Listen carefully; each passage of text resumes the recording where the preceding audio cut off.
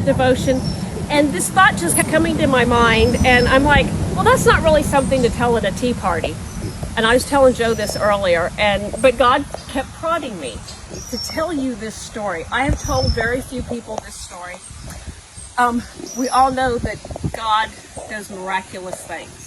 He protects us in ways that, sometimes we never even know.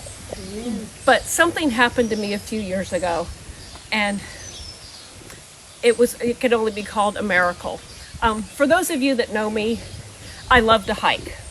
I'm an avid hiker. I go into the woods all the time by myself, and I just love to hike everywhere. Ray's prerequisite for me hiking is to go with a dog and a gun. He's more afraid of two-legged predators than four-legged. There is a park up the road here that Gypsy, that's our little dog, that we go hiking. This was about 3-4 summers ago. We had hiked way out into the park, and we were on our way back. We were probably a half a mile from the truck, and I had been letting her run around. She loves to run, and she used to, when she was younger, she loved to chase turkeys.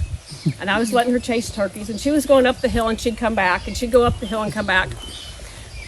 And I'm like, Gypsy, you need to come here. I need to put you back on the leash.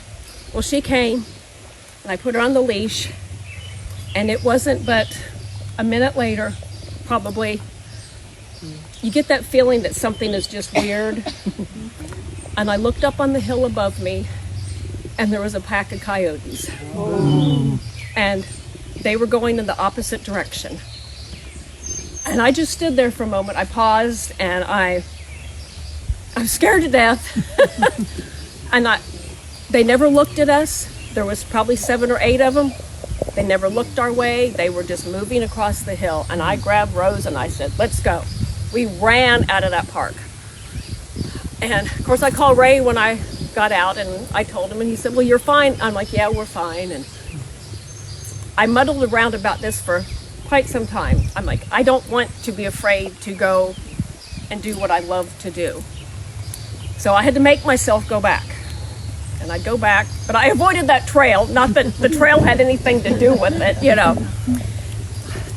But I'd go back, but I was scared. And I tell you, every time when I hike, I've always done this. I always ask for God to protect me, because you don't know what's in the woods, and but that's always been my prayer.